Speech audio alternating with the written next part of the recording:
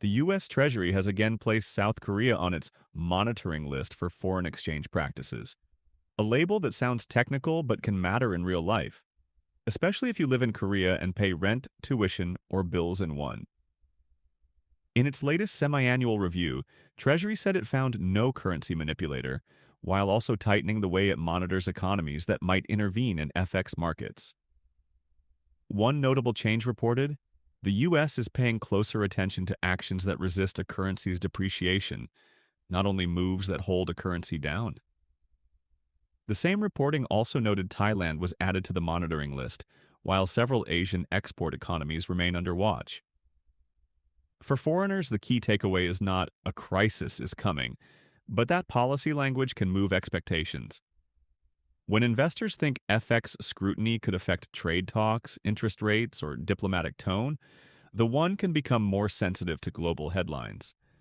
That can ripple into the cost of imported items, some food, electronics, and travel-related expenses, because importers often react early to currency volatility.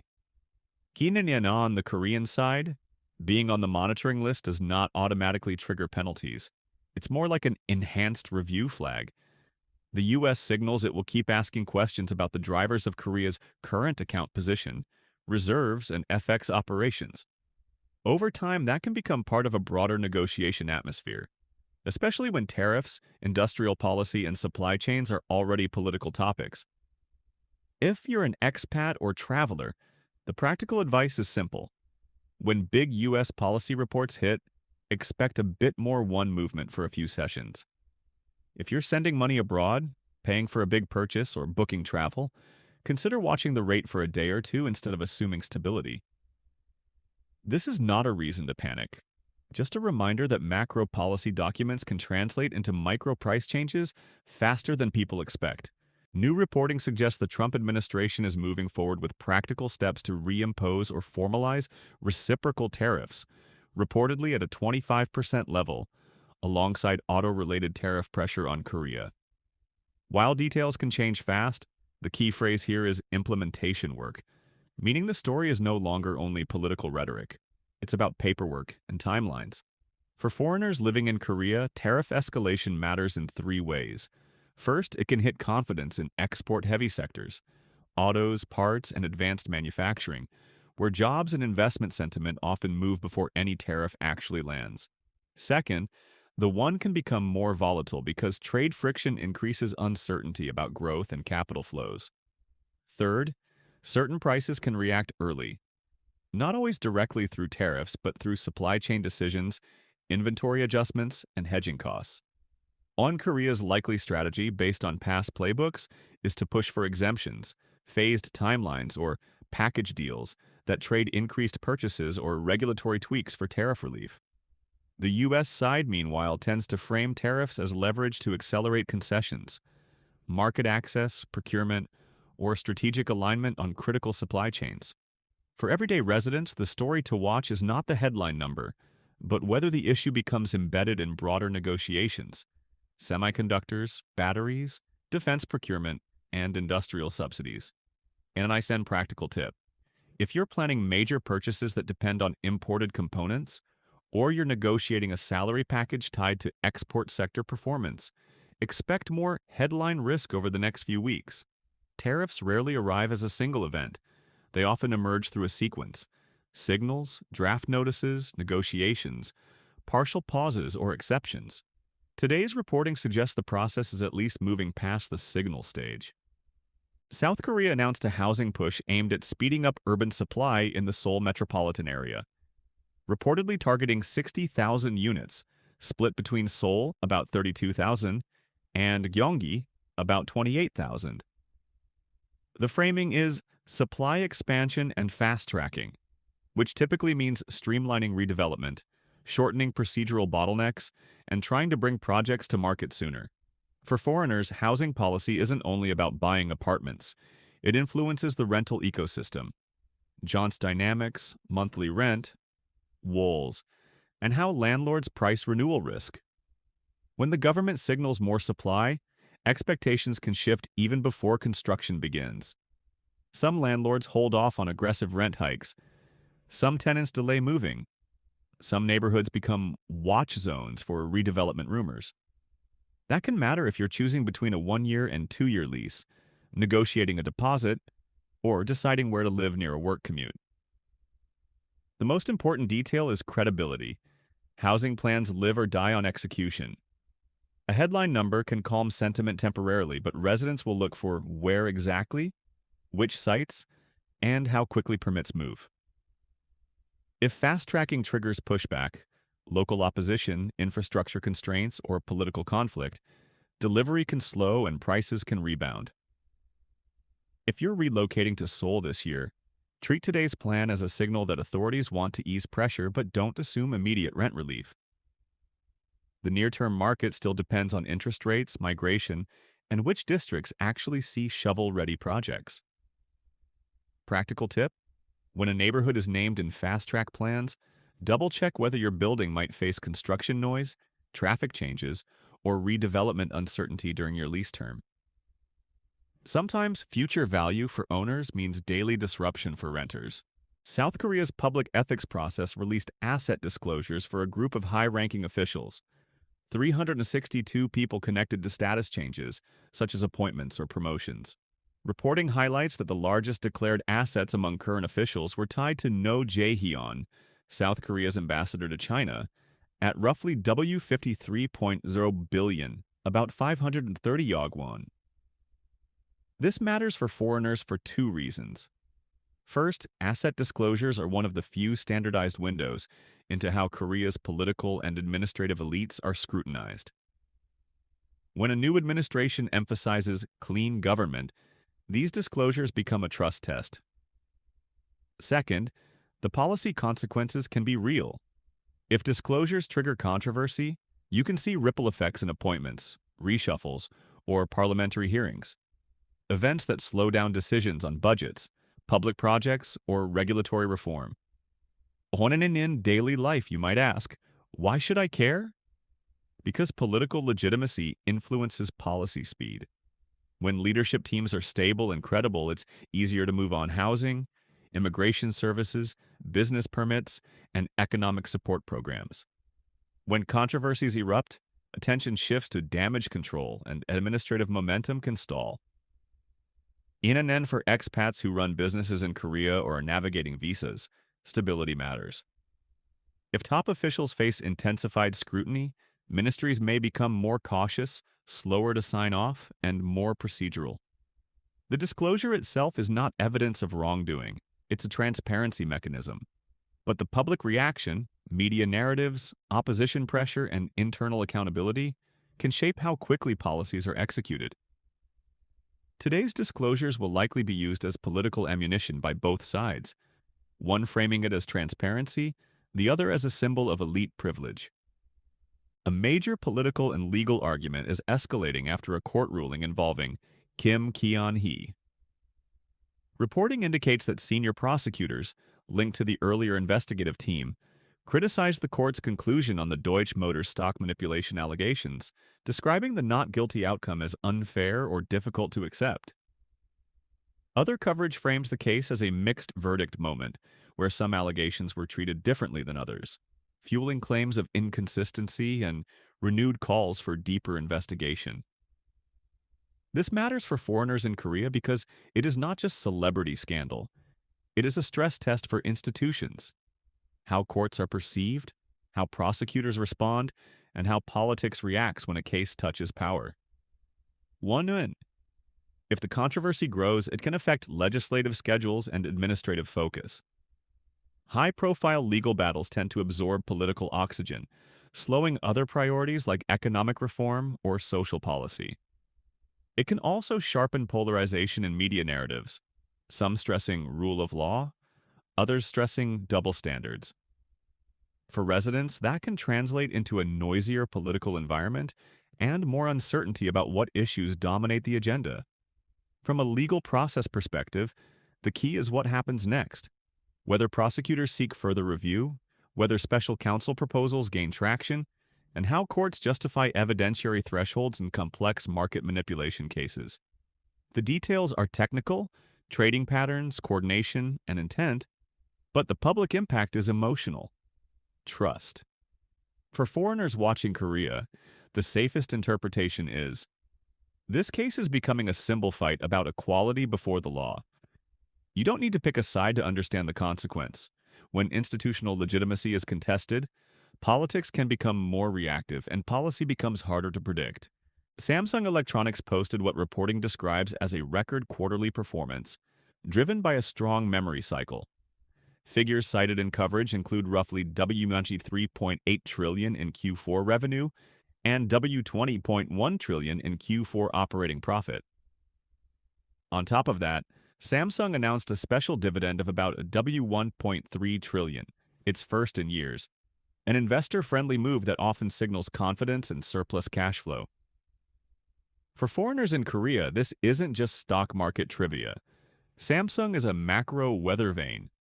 When its chip division strengthens, it can lift supplier networks, hiring sentiment, and export expectations, factors that feed into national growth forecasts and indirectly currency and consumer confidence. The bigger story is what Samsung's numbers imply about the AI era. Memory demand is increasingly tied to data centers and AI training workloads. When that cycle turns up, Korea's industrial ecosystem often benefits, from equipment makers to component suppliers. But it also raises policy questions: how Korea competes in advanced packaging, how it manages energy needs for fabs, and how it navigates export-controlled geopolitics. If you live in Korea, the practical angle can be surprisingly direct. Job mobility in tech-adjacent sectors improves, demand for skilled labor rises, and some high-cost urban areas feel stronger housing demand from well-paid employees. Meanwhile, consumer sentiment can rise when headline exporters look healthy. And watch the next earnings guidance and capex signals. A record quarter can be a peak or the start of a multi-quarter run. The special dividend is a clue Samsung believes it can reward shareholders without starving investment. For expats, it's a sign the broader Korea tech engine is still central to the global cycle, and that global AI demand can show up in Korean daily life faster than you'd expect.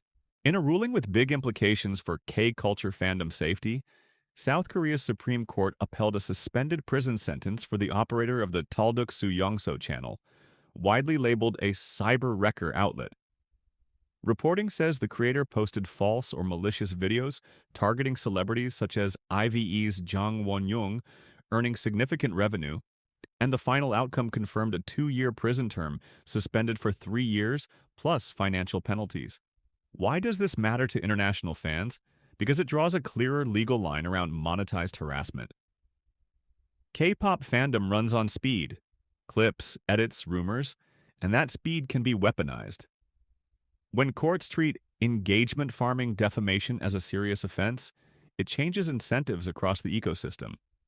Platforms become more cautious, advertisers distance themselves faster, and victims may feel more empowered to pursue civil and criminal remedies. And for foreigners living in Korea, it also affects how you interpret online narratives.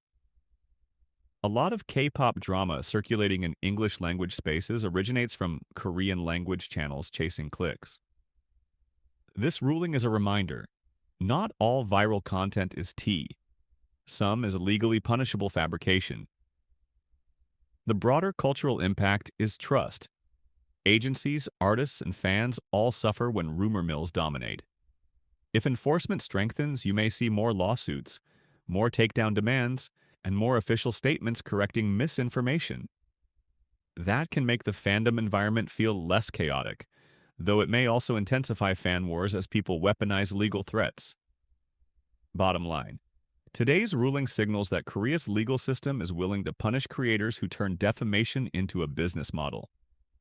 For K-culture fans worldwide, it's a headline about accountability and a push toward healthier fandom spaces where views do not come at the cost of someone's reputation. Korea's weather pattern remains winter sharp, with official forecasting emphasizing cold wave risk and localized snow pockets that can disrupt commutes more than people expect. The Korea Meteorological Administration's guidance for foreigners is straightforward. Follow short-term forecasts for your exact district, because conditions can vary quickly between Seoul, Incheon, and inland areas, especially overnight when temperatures drop and black ice becomes the hidden danger. For today, plan for a two-layer hazard profile.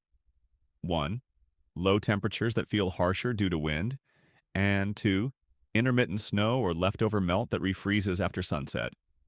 Even when skies look clear, sidewalks near shaded hills and bridges can become slick. If you drive, treat early morning and late night as the highest risk windows. If you walk, wear traction-friendly shoes and avoid rushing on steep stairways near subway exits. For the next week, the practical approach is not memorizing exact highs and lows, but scheduling with buffers. In cold wave stretches, the temperature swing between afternoon and late night can be large. That's when colds and respiratory irritation spike, especially for travelers not acclimated to dry winter air. Indoor heating also dries rooms. Carry water, use moisturizer, and consider a small humidifier if you're staying long-term. And if you're traveling across Korea, watch for coastal wind chill, mountain road closures, and airport-rail knock-on delays from localized snowbands. Korea's transport system is efficient, but winter disruptions tend to cluster. One narrow band of snow can delay buses, which then crowd subways, which then slows everything. Heninyeon bottom line. Use official forecast pages in English, assume black ice risk after dark, and give yourself 15-30 minutes more than usual on commute days. Your best winter tool in Korea isn't thicker clothing, it's smarter timing.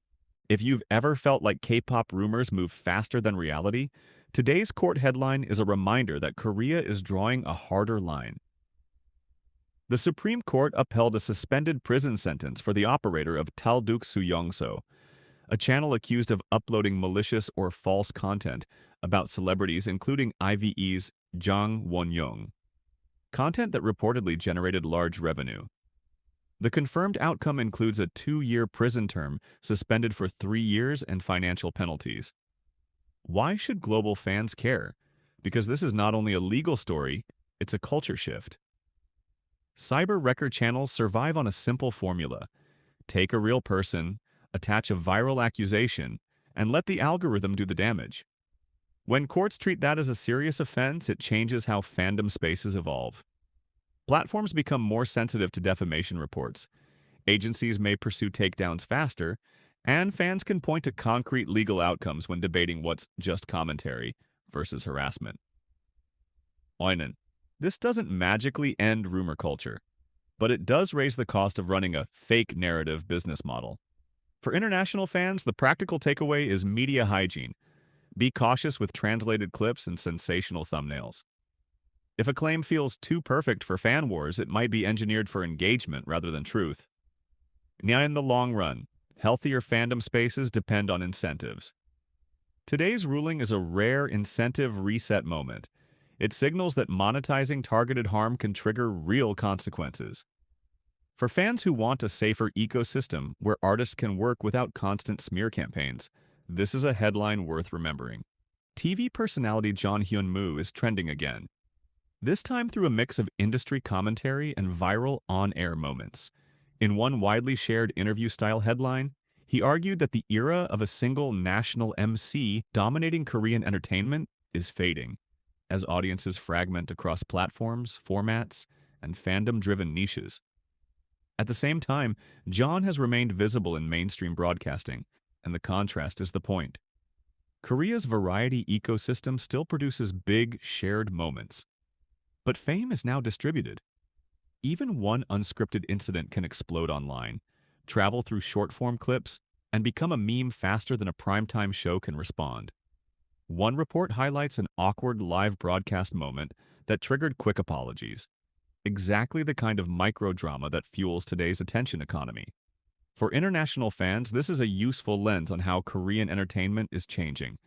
It's less about one superstar host and more about a network of creators, shows, and communities. That's why fan translation accounts matter more than ever, and why misunderstandings can spread just as fast as jokes. If you follow Korean variety content in English, treat headlines as conversation starters, not verdicts. The bigger takeaway? Korea's entertainment industry is adapting to the same forces reshaping global media. Algorithmic feeds, clip culture, and community-first consumption. Hyun-moo's comment isn't just about himself. It's a snapshot of a market where everyone is famous to someone, and where the next viral moment can come from a tiny mistake or a single clever line. For fans, it means more content than ever, but also a stronger need to check context before joining the pile-on. Even without a brand new group drop, BTS continues to generate headline momentum through Japan, one of the world's most important music markets. Coverage today highlights additional recognition tied to streaming performance and long-term catalog strength, reinforcing a key fandom reality. BTS's long tail is not slowing down. For international fans, Japan's certifications matter because they reflect sustained, repeat listening, not just a one-week spike. In the streaming era, certifications are like a durability test. Songs keep accumulating plays across years, fueled by playlists, seasonal replays, and fandom-driven streaming parties. This also supports the broader BTS ecosystem, solo projects, collaborations, and future group activity, because labels and partners look at steady demand as proof of global reach. The practical takeaway for fans is how BTS strategy has aged well. A deep catalog plus high replay value is a form of resilience. It's also why fan communities in Japan remain a crucial engine. Local platforms, local playlists, and bilingual fan accounts can influence discovery in ways international fans sometimes underestimate. If you're visiting or living in Korea, you'll see the cultural reflection. Cafes running BTS playlists, pop-up events, and tourist routes that still treat BTS as a flagship. Today's certification headline is not only about numbers, it's about cultural gravity. The group's music continues to travel across borders through everyday listening habits, and that's the kind of success that tends to last longer than any single comeback cycle.